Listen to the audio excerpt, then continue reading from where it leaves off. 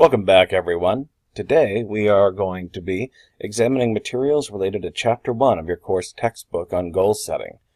Today's online lecture and discussion should help you prepare for one of our projects, as well as helping you with our Discussion Journal 2 assignment and your Chapter 1 quiz. Let's dive right in. We're going to be looking at a presentation, or at least an excerpt of a presentation from Jane McGonigal, a game designer. In the game that can give you 10 extra years of life, she dove into the scientific research and creating a healing game, Super Better. So as you watch this, I'd like you to compare it to the SMART goals method as identified in your course textbook. You could use those materials to support any observations you might glean from it.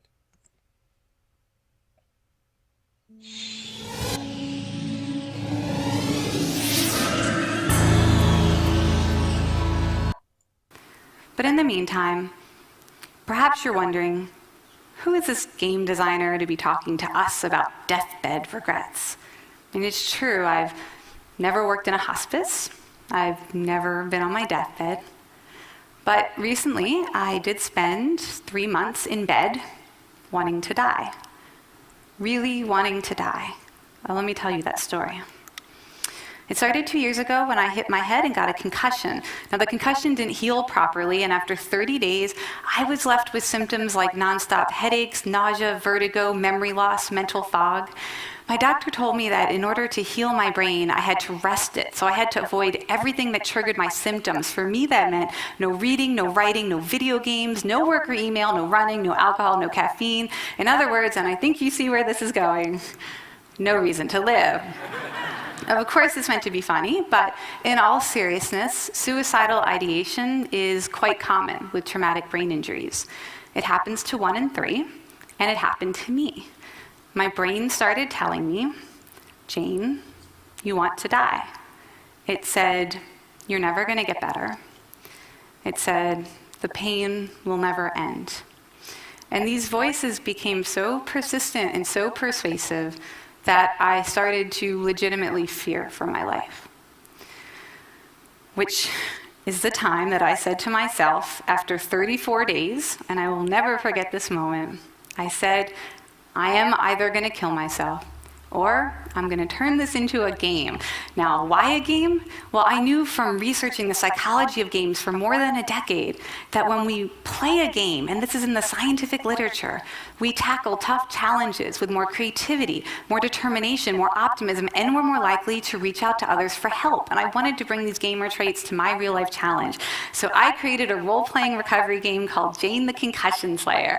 Now, this became my new secret identity. And the first thing I did as a Slayer was call my twin sister, I have an identical twin sister named Kelly, and tell her, I'm playing a game to heal my brain, and I want you to play with me.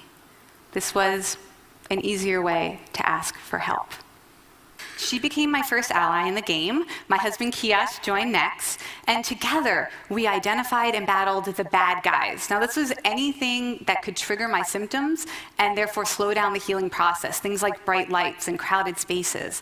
We also collected and activated power-ups. This was anything I could do on even my worst day to feel just a little bit good, just a little bit productive.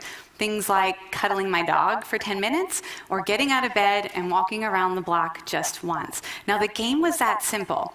Adopt a secret identity, recruit your allies, battle the bad guys, activate the power-ups. But even with a game so simple, within just a couple days of starting to play, that fog of depression and anxiety went away. It just vanished. It felt like a miracle. Now, it wasn't a miracle cure for the headaches or the cognitive symptoms. That lasted for more than a year, and it was the hardest year of my life by far. But even when I still had the symptoms, even while I was still in pain, I stopped suffering. Now, what happened next with the game surprised me.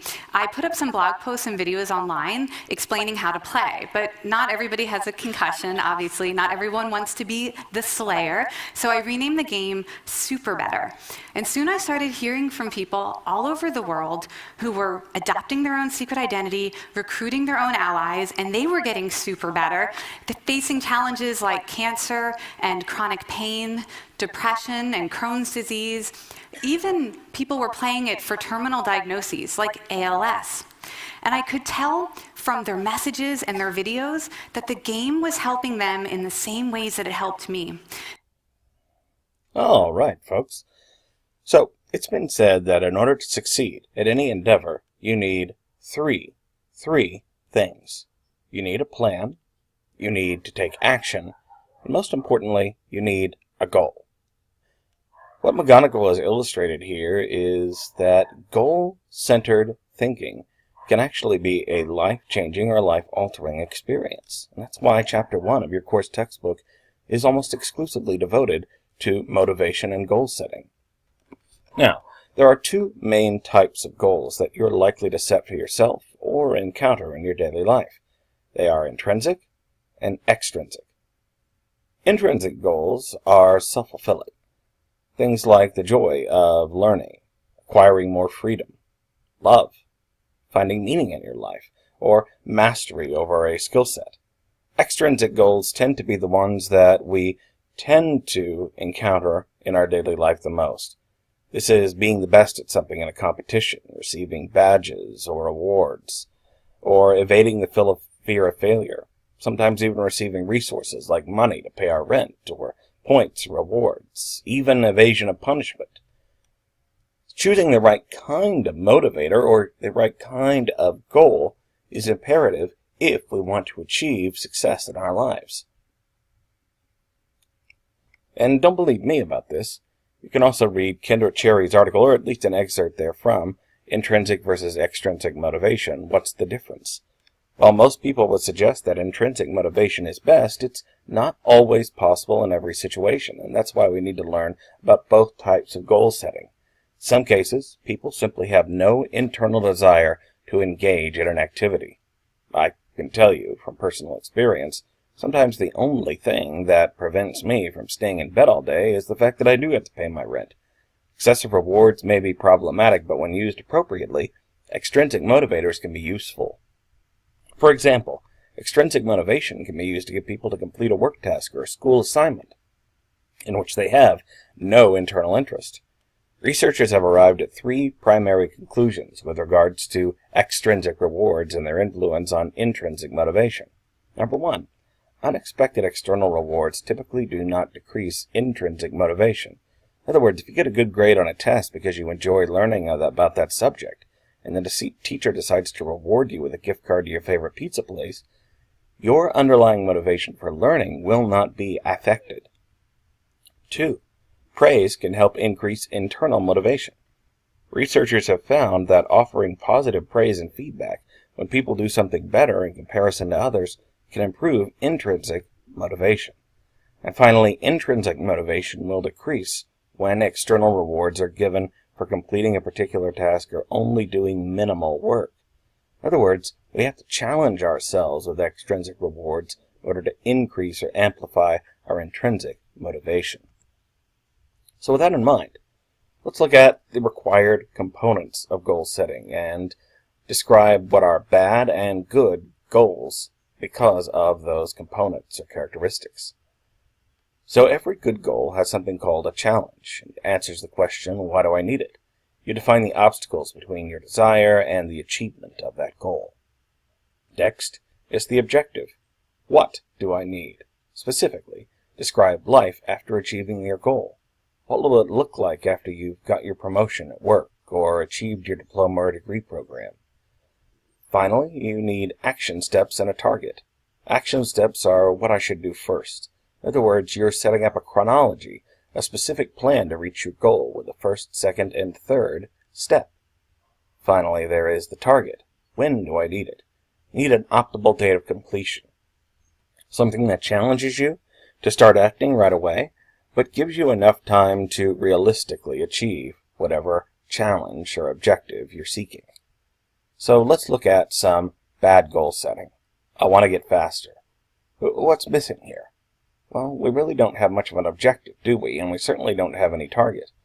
Good goal setting for that same bad goal would be I presently run the 40 in 5.0 seconds, and by December 1st, I want to be able to run the 40 in 4.9. So, we have a target here.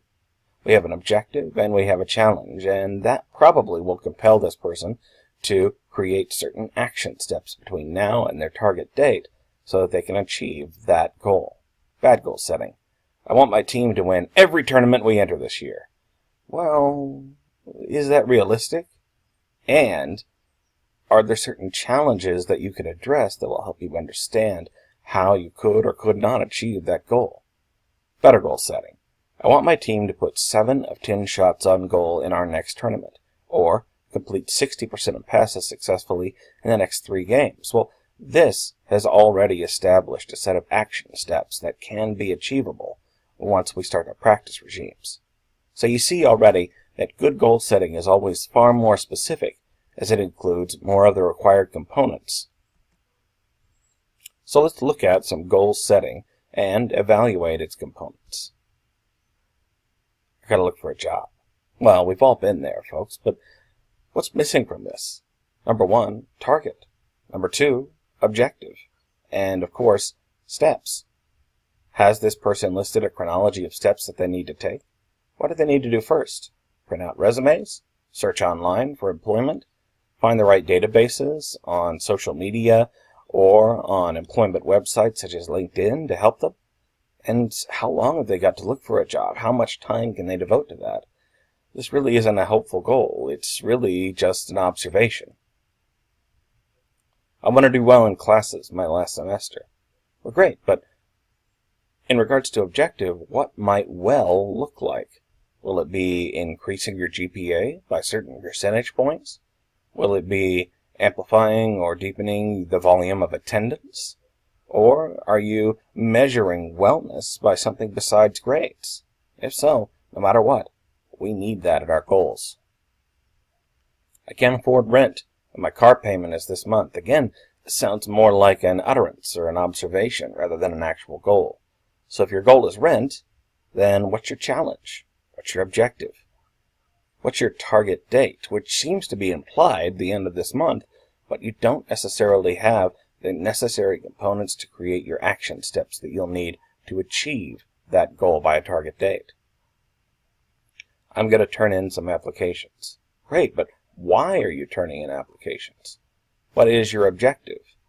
Is it because you want a better job? Is it because you want any job? Or do you have a certain salary in mind, or at least an hourly wage, that you'd like to obtain from those applications? Where are you sending in those applications? So with that in mind, folks, let's look at a type of goal development system that your course textbook talks about in a little bit more detail. They call it the SMART goal system, and this is a critical overview of that system. All SMART goals, and this is of course an anagram, are specific, measurable, attainable, relevant, and time-bound. Let's start with specific. That means that you have as detail-oriented outcomes as possible. So for example, you could say something like, I want to increase my history grade from an 85 to a 90%. Measurable means they could be evaluated using the 5 senses. There's something you can see, hear, maybe even smell. I want to improve my mile time by 30 seconds. That's something that everybody could see. Attainable, achievable, and realistic. In other words, it challenges you, but doesn't pose unreasonable expectations on your behavior. Typically, when we fail too much because we've set unattainable goals, we'll be far less likely to want to set any goals in the future. I'll rehabilitate my knee so that I can play football again next season. Notice that this person isn't saying, I'm going to rehabilitate my knee in exactly 2 weeks so that we could win the state championship. They're saying they just want to play football next season. That's an attainable goal, and one that they could even exceed and surpass. Relevant. Aims consistent with complementary values and lifestyle. In other words, you set goals because they help you achieve overall success in the life you're already living, not a life that doesn't exist yet. My goal is to inspire at least one student to become a doctor to research a cure for cancer. Notice that this person, obviously an instructor or a professor, doesn't necessarily want to cure cancer themselves. That might be unreasonable given their current career path, but they can still contribute to a research cure by their everyday actions. Finally, time-bound. Objectives provide reasonable but firm deadline. I'm going to run in a half marathon by the May of 2009. So, this person decided that they want to run in a half marathon, not a full marathon, by a certain date. Now, we don't know what date that they set this goal, but we can be reasonably assured that as long as it's relevant and attainable, they're going to accede to that goal. So what makes a dumb goal? In other words, how do you know that your goals aren't going to work out? There are a couple of telltale signs or red lights. Number one, they tend to be dateless.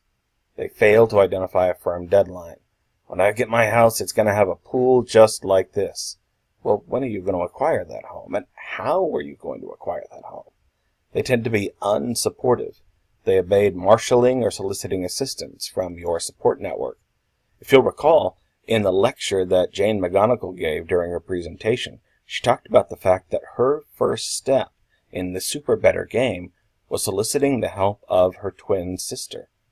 But if you find yourself saying, I got this, they're going to be blown away, then if you fail, you're placing all of that burden on yourself. Whereas if you would have just reached out ahead of time, you could have worked within a network of supportive individuals to help you and assist you, and thus you'd be more likely to fulfill whatever the goal that was. Muddy. This just means that you provide only general and vague objectives. I'm going to get on TV. Okay, but how are you going to get on TV? And why are you going to get on TV? Finally, baffling. Aims for unrealistic outcomes. This time next year, I'll be living in Kanye's house. How about that? Well, that sounds more like a brag, something that you just share among friends at poker night, rather than something that could actually be achievable. It's not necessarily relevant to who you are and what you're doing today. So dateless, D, unsupportive, U, M, muddy, and finally baffling, B, those are dumb goal developments. And if you find yourself saying anything like what these illustrations in parentheses state, chances are you need to reevaluate your goals so that they could be edited and refined to be more appropriate for your lifestyle. Tell you what, let's look at this SMART goal setting together and see if anything here makes sense. It says, what do I want to achieve? On May 4th, 2019, I want to throw my best friend Madeline a bachelorette party in Dallas for her friends and family. Well, okay, on the surface this seems all right, but let's see what we need to do to be specific. They say 6 to 7 invites, dinner at the steak place she mentioned last Christmas, clubbing, 4 rooms near the club, transportation. Okay, so let's look at her action steps. Book 4 smoke-free rooms no later than March 31st, 2019. Send invites to all bridesmaids no later than December 31st via email and Facebook. Create image on Canva profile. Research table at club. What is the name? Tell them it's a bachelorette party, JIC, and find out how much a restaurant charges for private room. What's the name of that place? Looks like there's an implied specific action that's being missed. They need to find out the name of the location that the bridesmaids' dinner is going to be. Also, what's going to be involved in booking 4 smoke-free rooms no later than March 31st? What'll be involved in sending invites? It looks like there are action steps within action steps here that aren't necessarily being discussed. Am I being realistic? Kendra usually has work. Can she even go? That seems like something that needs to be addressed prior to any other action step.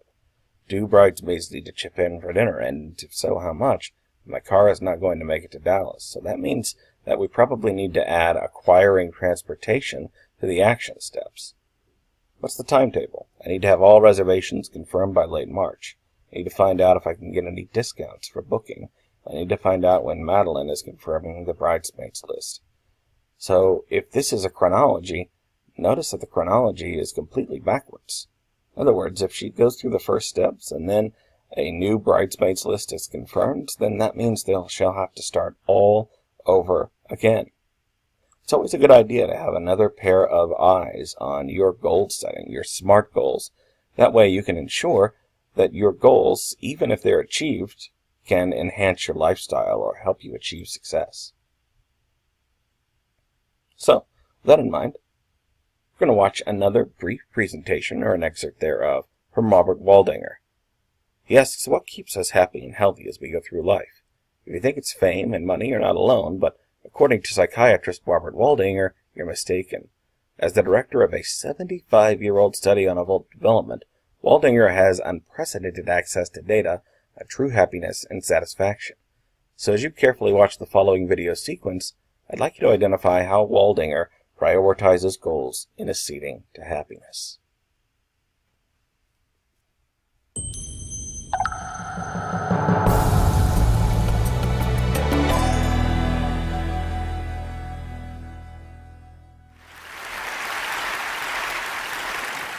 What keeps us healthy and happy as we go through life?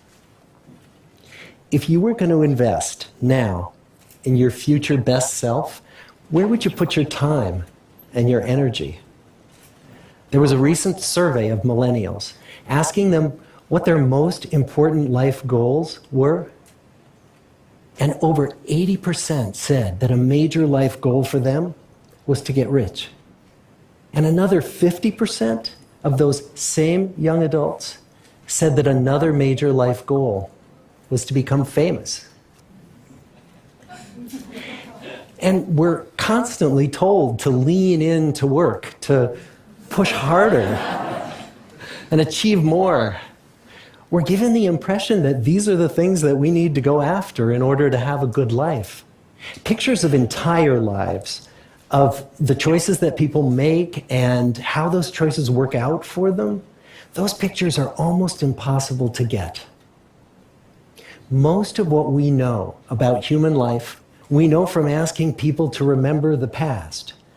And as we know, hindsight is anything but 20/20. We forget vast amounts of what happens to us in life, and sometimes memory is downright creative. But what if we could watch entire lives as they unfold through time? What if we could study people from the time that they were teenagers all the way into old age to see what really keeps people happy and healthy? We did that. The Harvard study of adult development may be the longest study of adult life that's ever been done. For 75 years, we've tracked the lives of 724 men. Year after year, asking about their work, their home lives, their health, and of course, asking all along the way without knowing how their life stories were going to turn out. Studies like this are exceedingly rare. Almost all projects of this kind fall apart within a decade because too many people drop out of the study, or funding for the research dries up, or the researchers get distracted, or they die, and nobody moves the ball further down the field. But through a combination of luck and the persistence of several generations of researchers, this study has survived.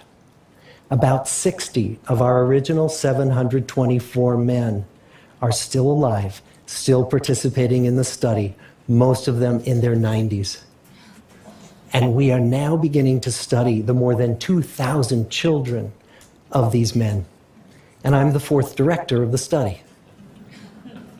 Since 1938, we've tracked the lives of two groups of men. The first group started in the study when they were sophomores at Harvard College. They all finished college during World War II, and then most went off to serve in the war. And the second group that we've followed was a group of boys from Boston's poorest neighborhoods. Boys who were chosen for the study specifically because they were from some of the most troubled and disadvantaged families in the Boston of the 1930s. Most lived in tenements, many without hot and cold running water. When they entered the study, all of these teenagers were interviewed, they were given medical exams. We went to their homes and we interviewed their parents. And then these teenagers grew up into adults who entered all walks of life. They became factory workers and lawyers and bricklayers and doctors, one president of the United States. Some developed alcoholism, a few developed schizophrenia. Some climbed the social ladder from the bottom all the way to the very top, and some made that journey in the opposite direction. The founders of this study would never in their wildest dreams have imagined that I would be standing here today, 75 years later, telling you that the study still continues. Every 2 years, our patient and dedicated research staff calls up our men and asks them if we can send them yet one more set of questions about their lives.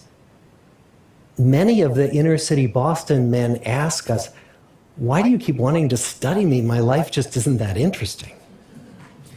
The Harvard men never asked that question.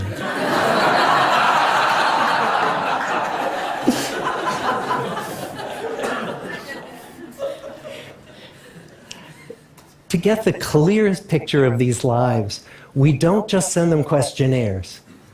We interview them in their living rooms. We get their medical records from their doctors. We draw their blood. We scan their brains. We talk to their children. We videotape them talking with their wives about their deepest concerns.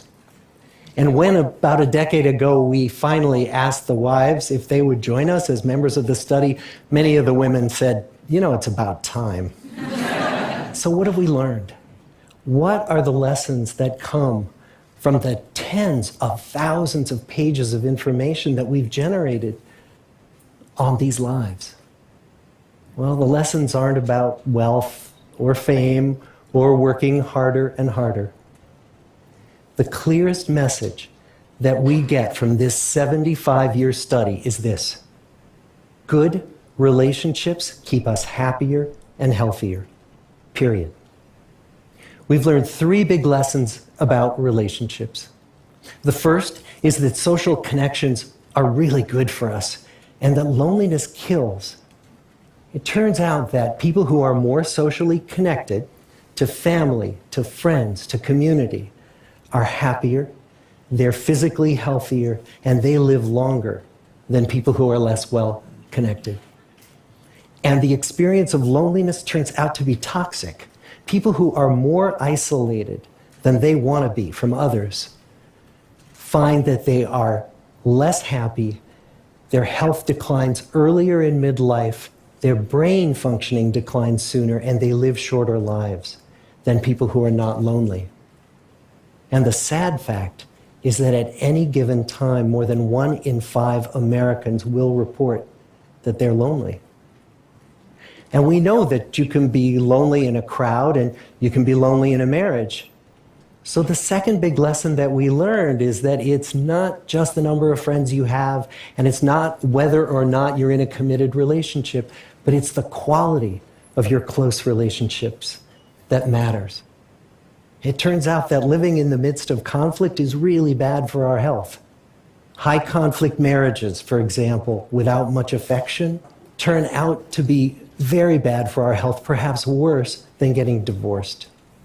And living in the midst of good, warm relationships is protective. Once we had followed our men all the way into their 80s, we wanted to look back at them at midlife and to see if we could predict who was going to grow into a happy, healthy octogenarian and who wasn't. And when we gathered together everything we knew about them at age 50, it wasn't their middle-aged cholesterol levels that predicted how they were going to grow old. It was how satisfied they were in their relationships. The people who were the most satisfied in their relationships at age 50 were the healthiest at age 80. So, folks, what, by way of a 75-year study, this particular presentation reveals is really something called Maslow's hierarchy of needs. First proposed by Abraham Maslow in the 20th century, this essentially says that in order to live our best lives, to use the nomenclature of the day, we need to accede to certain needs, wants, and desires. Let's look at those together as they're illustrated in your course textbook. So the lowest range of our needs and wants refer to physiological and safety needs. Individuals that fail to protect their body and safety often struggle with forming higher aims. Think about a time in your life when you were truly concerned about where you were going to live next month. Or Think about times in your life when you had forgotten to eat for 12, maybe even 24 hours. Chances are you weren't able to think about anything but satisfying those needs. Often, safety presents itself as loss aversion in many daily decisions. In other words, if you don't think you can remove yourself from danger, chances are you won't take risks. Some of those risks might even pay off in beneficial ways. Often our bodily needs manifest with involuntary immediacy. I need to sleep. Sometimes even when we're driving a vehicle. Or I need food. In other words, I can't think about anything else, and I'm getting pretty irritable unless somebody gives me at least a Snickers bar. Most individuals will postpone long-term goals to address physiological and safety needs. So you can imagine people that chronically struggle with physiological and safety needs have a more difficult time trying to accede to long-term goal setting with reliable, relevant, and specific target dates. But after we've satisfied both our safety and our physiological needs, we move up to belonging and esteem. These are really social needs that allow individuals to believe their contributions are valued and appreciated. So notice, after we've satisfied our basic needs of life, just like in the Harvard study, we place a greater premium on feeling loved, feeling a sense of belonging, as in being a part of a group, and being able to have our self-esteem encouraged and contributed to by those groups. Now, this can be problematic, because sometimes cultures place different values on different traits, skills, and talents. So we might find ourselves, even within a single society, gravitating to those groups that we surround ourselves with that are going to value us the most. And this might mean severing ties with your family or a prior group of friends. Individuals often seek communities where they're going to receive recognition, even if those communities aren't necessarily valuable overall. Think about the time when you've sought attention from a group that had an overall negative impact on your goals. It's probably because your esteem and belonging was being met by that group, even if it had a comprehensive detriment to your success. Finally, we have something called self-actualization, and this is really Abraham Maslow's greatest contribution to our understanding of goal setting. We can define self-actualization as fulfilling one's maximum potential, again, living your best life through endeavors that exceed your potential and at the same time serve others. So in other words, you are benefiting yourself and benefiting the world around you. Generally, we can tell if we are self-actualized because we have a non-hostile sense of humor. We don't attack others, and we're willing to be self-deferential. We have intimate personal relationships, and oftentimes these relationships contribute to our overall success. We accept ourselves and we accept others just the way that they are. We can live with spontaneity and simplicity. In other words, we can get as much satisfaction by a walk in the park as we would by going on an extended vacation. And we have freshness of appreciation. In other words, we're able to appreciate virtually everything in its own unique way. So how can we achieve self-actualization? Number one, self-actualized individuals tend to be reality-centered. They differentiate what is fake and dishonest from what is real and genuine. They tend to be problem-centric. They treat life's difficulties as problems that demand solutions, not as personal troubles to be railed at or surrendered to. In other words, when self-actualized people encounter challenges, they seek to overcome them instead of just complaining. And they have different perceptions of means and ends. They felt that ends don't necessarily justify means. In other words, they're not willing to be shady, even if it will enhance their life journey. So with that in mind, let's look at this person's target log and evaluate whether or not they are well self-motivated or pointed to self-actualization.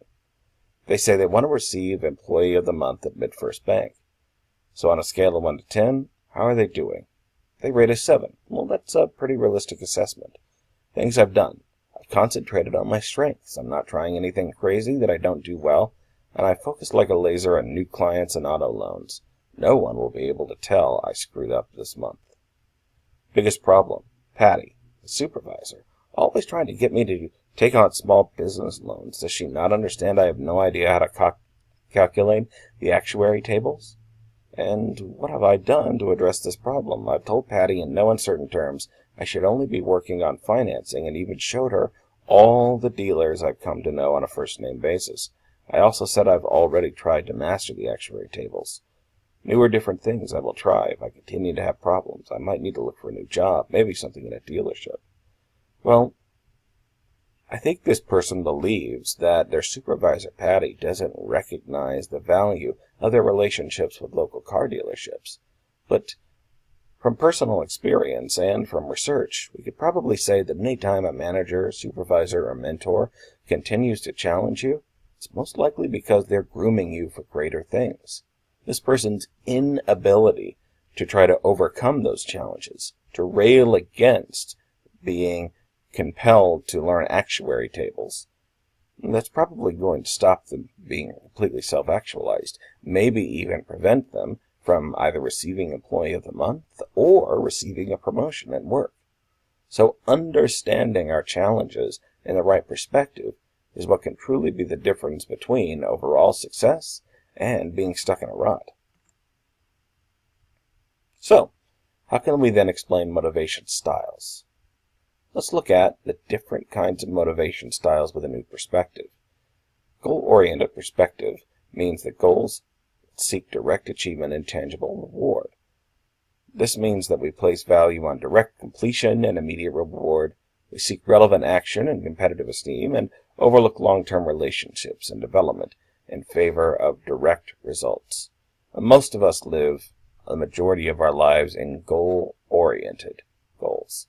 That means that we seek immediate external satisfaction.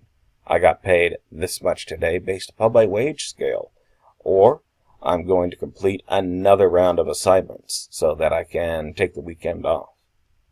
Other individuals tend to be relationship-oriented. Their goals value connection and community. They seek achievement for social contact and acceptance. They place a premium on mutual inclusion and team building, and they're more likely to find success with others than solitude. You might know people like this, either at work or school. They're individuals that like to always take classes with their friends, or they might even stay at a job that they're not especially good at if it means that they can work with the staff that they've had a long-term relationship with. And finally, learning-oriented individuals. These are goals that provide learning, self-improvement, and instruction. These individuals place value on strategic planning and long-term aims. They're frustrated by stifling procedures and deliberate procedures, and they're delighted by the acquisition of knowledge and learning. In other words, they like to learn or achieve for its own sake. And any time that procedures or policies get in their way from achieving those goals, they often just get a lot of frustration because of that. So, what are some causes then for losing our motivation, whether we're learning-oriented, goal-oriented, or relationship-oriented? Lack of confidence. Oftentimes we just don't have enough self-worth or self-esteem. It's never going to happen. I'll never pass the certification exam. Or a lack of focus, a failure to plan and prepare for certain challenges. I don't think I understood how much time the spreadsheet was going to take. Or a lack of direction, misunderstanding where to place our resources and our labor. I thought most of the test was going to be about vocabulary, not conjugation. So how does this create something called a toxic motivation environment? Well, you probably experienced this on one level or another in either work or school. Number one is dependence. Whenever we feel ourselves withdrawing from work, manipulating others to do our work for us, or blaming, it's not my fault, it's your fault. That's dependence. It's a form of psychopathy. Independence is when we withdraw. If you've ever been in a school work group and you've said something like, I'm just going to do all of it myself, because none of you can do this, or I want you to do this and exactly that, then you're seeking narcissism or independence. And then we can eventually accede to something called codependency, which is where we have a quid pro quo. If you do this, I'll do that. transaction and manipulation. In other words, we don't serve others. We have others serve us, or we serve others to serve ourselves. Again, losing motivation can be from a variety of sources, and understanding the symptoms can often help us get back on the right track. In the meantime, folks, you've got a few assignments to work out this week. Number 1, you'll need to take the Chapter 1 quiz in Module 1 of our course website. In addition, you'll need to complete Discussion Journal Entry 2. All of these are in the module overview. And if you have any questions, feel free to reach out to me via email. I'm looking forward to your responses, and I hope you have a great week.